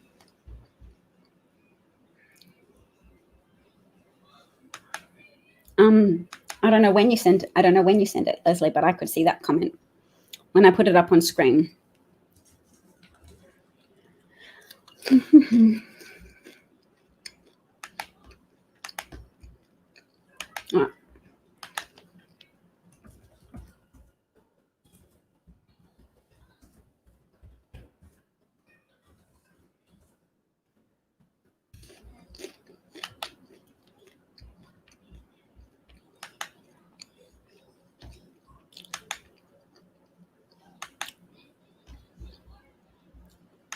All right. What we're going to do is we're going to have a look at some graphs. I just told you how you fix abortion rates, Leslie. Fix abortion rates by having greater access to birth control, including long-term birth control. You don't defund family planning, you fund family planning, which helps provide cheap birth control to families in dire need of cheap birth control. And you also invest in the economy in a way that doesn't just benefit Republican economic donor classes such as the uber wealthy. I told you how we fix it. Okay, so here you go, private sector jobs under 7 presidents. So there's Carter, and drops off during Carter. There's Reagan, Bush, definite big fall under Bush. Clinton, strong job growth, very poor under Bush II, who allowed for such deregulation of the financial planning industry, financial services industry, that jobs plummet. Huge recession there into negative territory. So there's Obama's first year there. And you can see that, still in the negative territory for private sector jobs. And then he brings back your economy. He brings it back. Look at that economic recovery. And then that economic recovery continues, but to a slightly lesser extent under Trump. And then, of course, you have the plummeting jobs associated with Trump's willful failure to address COVID-19. Under Bush, tax breaks for the rich before Obamacare. So this is middle class income growth, negative 3,000 under Bush. Under Obamacare, middle class income growth, plus 4,000. Real hourly wage growth in the last 3 years of the Obama-Biden presidency, 3.7%. First 3 years of Trump-Pence, 2.9. Or maybe I should read out loud the sources to you as well. The source of that is the Bureau of Labor Statistics, Series CES 05000013. Job creation, the comeback under Obama-Biden. So Leslie, instead of just congratulating yourself on not holding it against Obama to have a slow economic recovery, how about you congratulate him for that economic recovery? That's worthy of active congratulations and not just, oh, I don't hold it against him. You can talk about that first 3 years worth of going, yes, I don't hold it against him that while that 2009 Economic Recovery Act was kicking into gear, there was still negative job creation. Give him credit for the comeback. Good.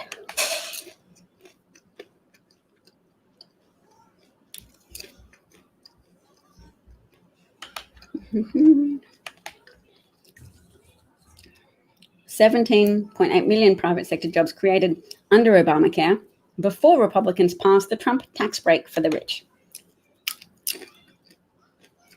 Job creation before COVID-19, 8.1 million under Obama and Biden in the last 3 years of their administration versus the first 3 years of Trump-Pence, 6.6 million job created.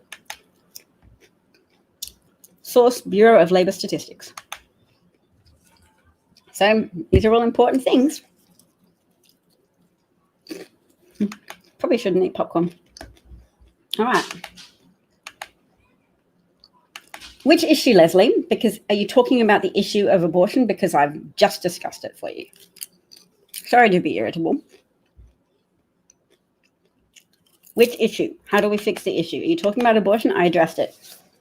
You can't eliminate abortion, but abortion rates are significantly reduced when you fund family planning to help improve the access of low-income families to birth control, to family planning mechanisms, because then you help people who are in financial straits to not have more children than they feel like they can.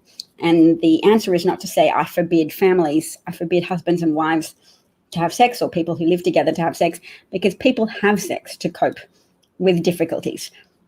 It's a pleasurable activity that relieves stress. So the answer is not to say no women should ever have sex with their husband or their partner, particularly when you're married or you're in a familial structure, because then you want to have sexual activity as a stress relief, because children are stressful and life is stressful and providing for children is stressful.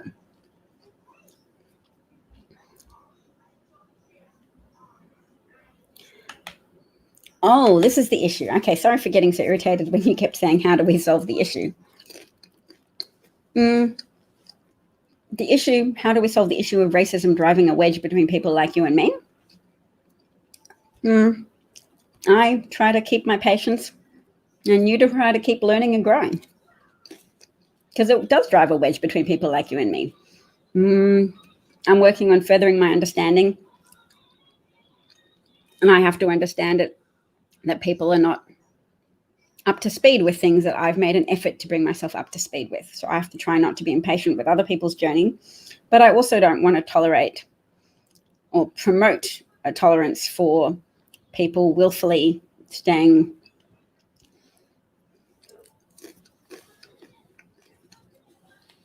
on certain sides of an issue, that keep misinterpreting things to say, hey, white people suffer too. I'm not trying to override the suffering of white people. White people are very capable of having problems, of being on the receiving end of harmful economic policies. It's just that you won't have the additional problem of being on the end of harmful economic policies that are targeted against Black people. You might have just lost audio. Yes, we can be empathetic, and we do want a better world for our children.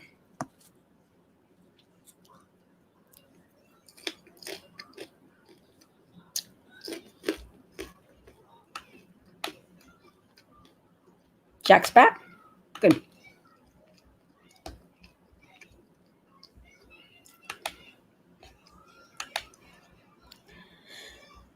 No.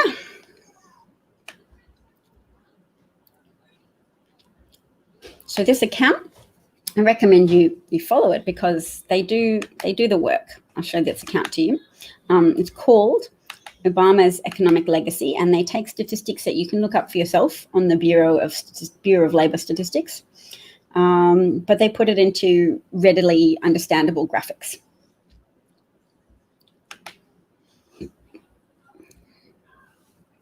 So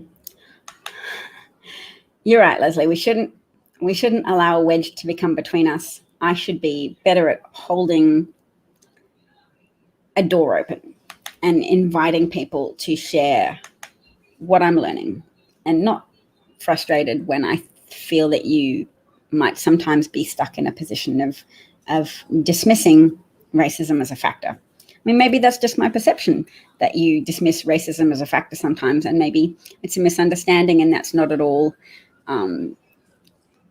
anything that colors your point of view.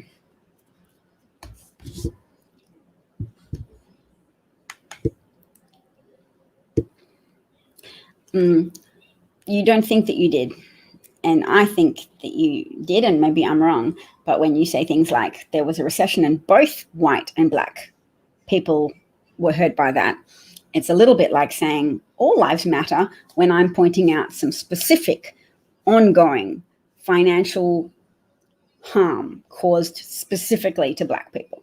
So I don't discount your point that there are some economic harms that were inflicted on middle class and lower class Americans of all skin colors, but I was trying to draw people's attention to the specific harms caused to Black Americans from the legacy of redlining, which precluded Black Americans from benefiting from government-backed mortgages. And once You're excluded from government-backed mortgages. Once your ability to buy a house is constrained, once your ability to obtain a mortgage is constrained because your postcode reveals that you are Black, so that a bank worker doesn't even have to think to themselves, I'm evaluating somebody based on their skin color. You may? There you go. No, that's not it. You can have it. She doesn't want it. On it. I'm not making any more popcorn, darling. I'm happy for you to share it. Baby, people often share popcorn. After 10 minutes. Okay. 20. After 10 minutes. 20. 20. How about 20? To make it fair. Okay. Yes, that redlining, that inability to obtain a mortgage from government-backed mortgages, but then also from just general bank mortgages, because banks use those government maps to then refuse mortgages for all manner of Black people, because they could say, oh, yep, there's your great work history and your income and your savings, but you live here. That's in a district that's colored red on this map I have.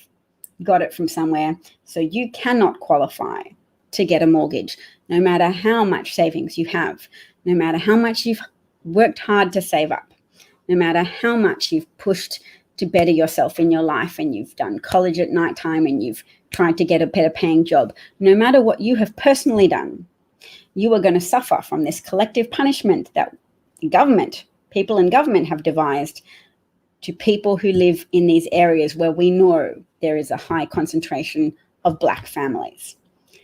And that policy has the lasting effect of guaranteeing that less Black families have houses than white families. So when white families say, yes, but I've lost my home, I've lost my assets, that means you can no longer say that a Black person is more likely to be disadvantaged than me, because look how disadvantaged I am. You have disadvantages, but they are not compounded by the pre-existing problem of a government history of denying you the opportunity to get a mortgage, to acquire property, and to build intergenerational wealth in the main way that American families build intergenerational wealth.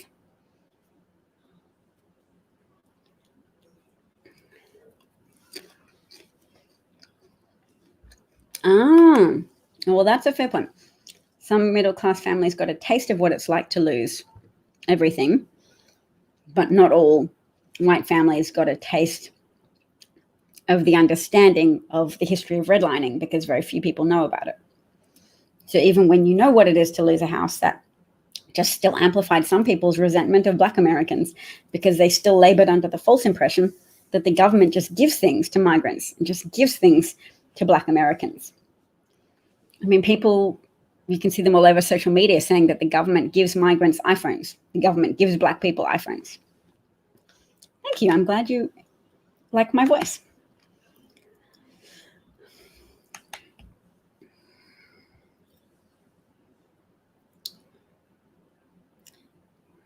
Health issues you can't control ruined your ability to get a house with a credit score. So imagine really working hard to preserve your credit score and you can't get a house because you're Black. Just imagine the frustration of knowing that's your position, and it's not health issues. You might have health issues, but also just your skin color, and that it's a pattern of persecution meted out to people who share your skin color for hundreds of years. So yes.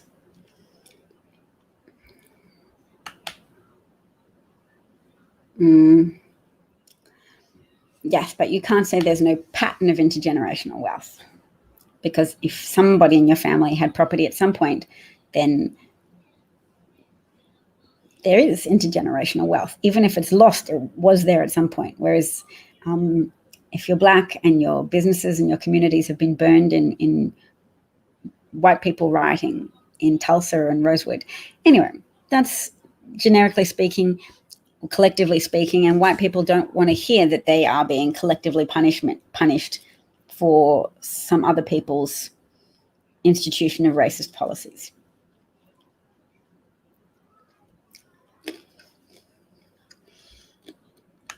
Yes, Molly is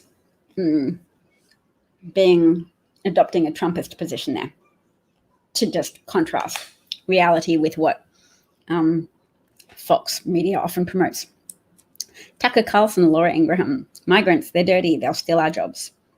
It's a very oppositional view of reality. No, Molly is not a white superiority complex person. All right. Well, folks, I've been talking for too long. Hello. So I should go, but thank you so much to anybody who was listening. I hope you feel like there's less of a wedge between us, Leslie. I've made an effort to be more chill and try and understand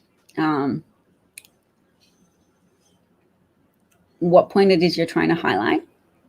And I hope you understand the point that I'm trying to highlight as well. Yes, so the point at which she clarified it is here. That's where she clarified it.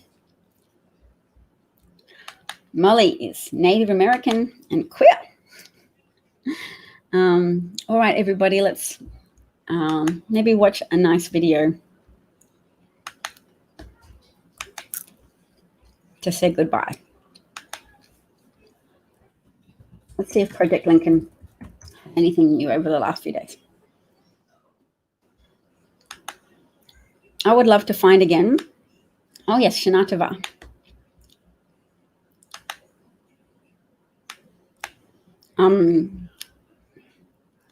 I would love it.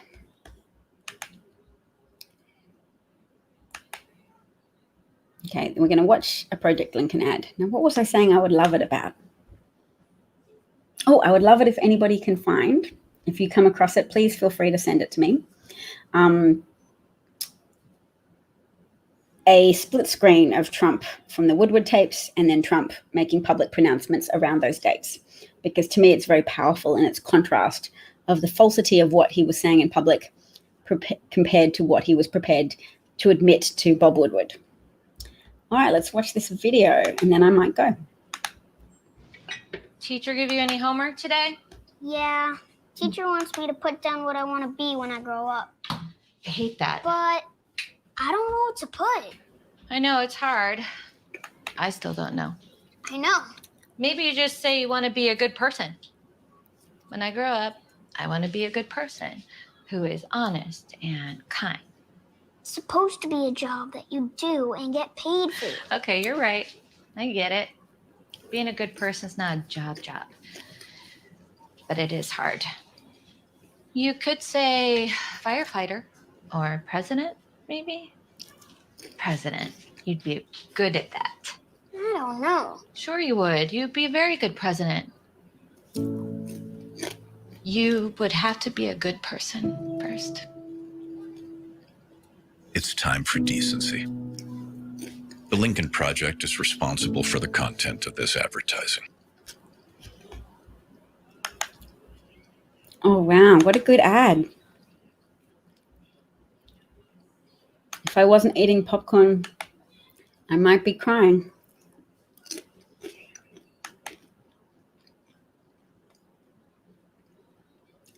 Oh, thank you, Pete. He says I'm respectful. I try. Sometimes I fail.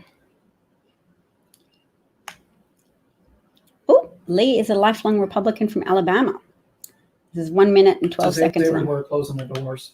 And only the large businesses and large businesses and Trump's cronies can receive any real tangible help. And every small business that closes represents an American losing their life's work, their investments, and their savings. And I can tell you from personal experience, because my own personal business is gone. It's done for. All my hard work, all my investment, all my planning, it's history because of the COVID pandemic and the way that Trump failed to manage it. And my personal finances are wrecked and the future is more uncertain than ever before. And it breaks my heart to see so many other people in every state of the country going through the exact same thing, because there's no rich benefactor to bail us out. We're on our own. This country has never been so divided, and the global community has lost all respect for us because they see what a hateful nation we have become. And so I'm going to ask everyone, please don't vote third party. We need Biden and Harris to win. And I know they're not perfect, and I don't agree with all their philosophies, but they're decent people, and you can tell they care. And once they're elected, things can only get better. and Trump and his supporters can go back to the racist swamp where they belong. Please vote for Biden and Harris. Thank you. That was a great ad. I'm so sorry for him that he's lost his business, and it's not an unusual circumstance now. It is often the fallout of Republican policies where they claim to help business, but benefiting wealthy cronies and tax cuts for the rich often result in contracted consumer spending. Consumer spending drives the engine of the economy. And without democratic policies that help people stay out of the gutter, that help people stay in their homes, you need a home before you can hold down a job easily. So it's democratic policies that allow there to be more consumers, more people with disposable income who have jobs. Democratic policies facilitate that. There's a couple of million Americans that have lost businesses. Good ads, huh? I'm glad we're watching a few of them. It's a little bit like balm to the soul because it's been a difficult day. You guys should go to sleep if you need to. Trump gets slammed for suddenly announcing Puerto Rican aid package 3 years after Hurricane Maria and just weeks before the election. See, I don't think it's going to impress Puerto Ricans that much. Not that I know, but from all of us at the Lincoln Project, we wanted to wish a Happy New Year to all our Jewish Lincoln voters. That's nice. Oh, questions from Mike Pence. Mike Pence. He's not a war hero. He's a war hero. He's a war hero. 5.5 years. He's a war hero because he was captured. I like people that weren't captured, okay? I hate to tell you. Is adultery no longer a big deal in Indiana and in America? It's the most important promise you'll ever make. And holding people accountable to those promises and holding people accountable to respecting the promises that other people make, to me, what could possibly be a bigger deal than that in this country? Look, that was just Saturday. These were false attacks. These things never happened. These people, I don't know these people. These things never, ever happened. This was out of the blue. It was made up. With time, it goes many deaths. And you'll develop herd, like a herd mentality. It's going to be herd developed, and that's going to happen. That will all happen. And I will say that a majority of the domestic terrorism cases that we've investigated are motivated by some version of what you might call white supremacist violence. That was great. That packed a lot into a small amount of time. Gosh, Project Lincoln ads are good. Although I like Joe Biden ads too, but it's great. Project Lincoln has that extra flexibility, that they can be negative in a way that would tarnish the Democrats. If the Democrats were producing those ads, it might be perceived as they're being too partisan. But the Project Lincoln campaign, they are from Republicans. They are former Republicans. They know how to needle Republicans, and they know how to call them out very effectively on their hypocrisy. Molly knows Black and women-owned businesses that have gone or are really struggling. And there's a reason for that, which is that the first stimulus package, the Payments Program, PPP, was targeted to be delivered through big banks. And so you had to have an account with the big banks to get easy access to one of those loans. And big banks don't often lend to Black or women-owned businesses. They are less likely to lend to those businesses. Those businesses are more likely to have opened with loans from small community banks. And those small community banks did not have access to the PPP program. So that is why a very, very disproportionate amount of Black-owned businesses have gone under. And also women-owned businesses have gone under. Yes, the Project Lincoln ads can hit where it really hurts. I'm grateful for their help.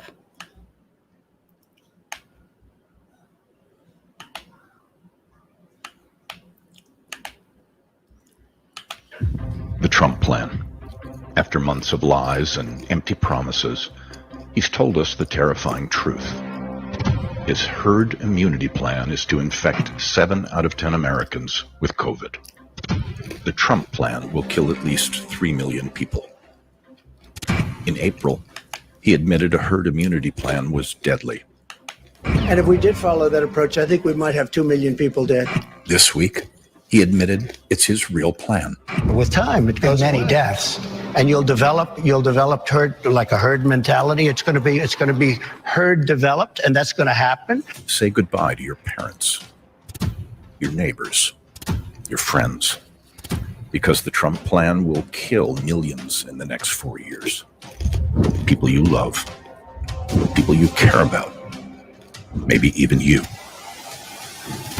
The Lincoln Project is responsible for the content of this advertising.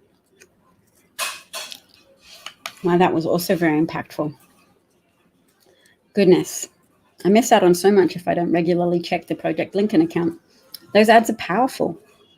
I encourage you to share them with your family and friends. It costs money to put them on the airwaves, but we need to step up, and we need to do our best to just share messages of real information. Don't be shy. Don't feel like you're worried about being political. Just share impactful ads with people. It makes your argument for you. Just share a link or play it for someone who you're with. You're like, check this out. Wow, look at this little girl, look at this little boy doing his homework and asking his mother a question, or look at this whole herd immunity thing. This is an interesting point. Yes, it contrasts with Trump's earlier statement that a herd immunity plan would result in millions of people dying. So 3 million is a low estimate. 7 out of every 10 Americans getting it would be pretty high. And then maybe what's the fatality rate at the moment? Is it like 5% of Americans on average who contract COVID die from it? Let's find out. And then I've got to go. What percentage of Americans die from COVID?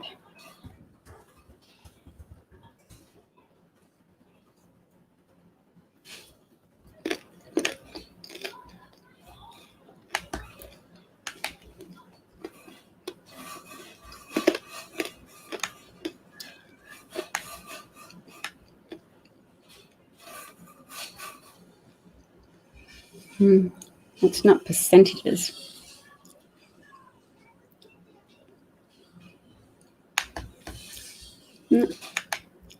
If anybody else can find out. Okay, so the country's fatality rate is around 3%. Okay, 3% of all reported cases. I was right. And I'll share what I'm looking at as a resource just to show you.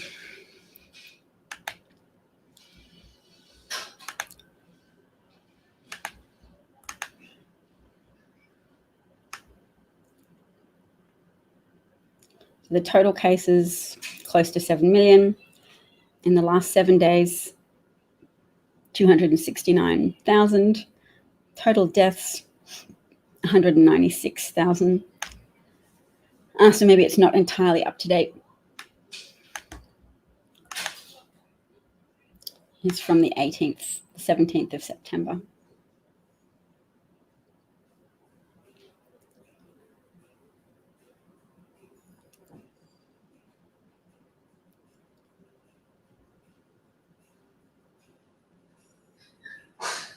Oh, well, this particular page doesn't cite it, but when I was in Google, I saw it.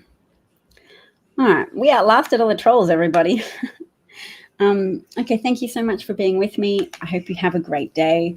And thanks for watching all those Lincoln Project videos with me. They were very impactful. And I'll hope to see you again soon. Take care.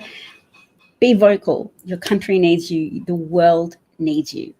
Deputize yourself to be an agent for truth. I beg you, because there are millions of people engaged in spreading QAnon disinformation and conspiracy all over the world right now as we speak. So with your time, try not to get stuck in useless fights with trolls. Try and use your time to make positive, assertive, factual statements where possible that help put a stake in the ground for truth. Give confidence to your pronouncements about things, how things are, and not just our judgments and Republicans suck. Find factual things to say to help reconnect people to the truth. Because remember, fascism makes a victim of the truth.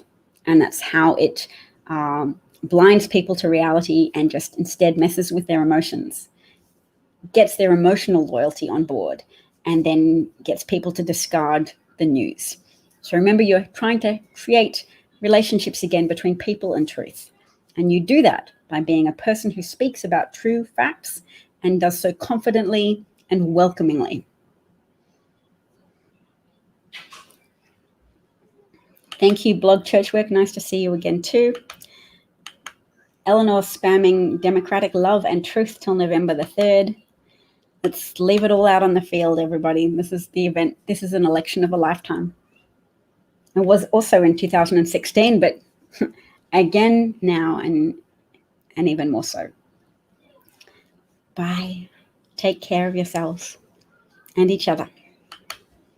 Peace out.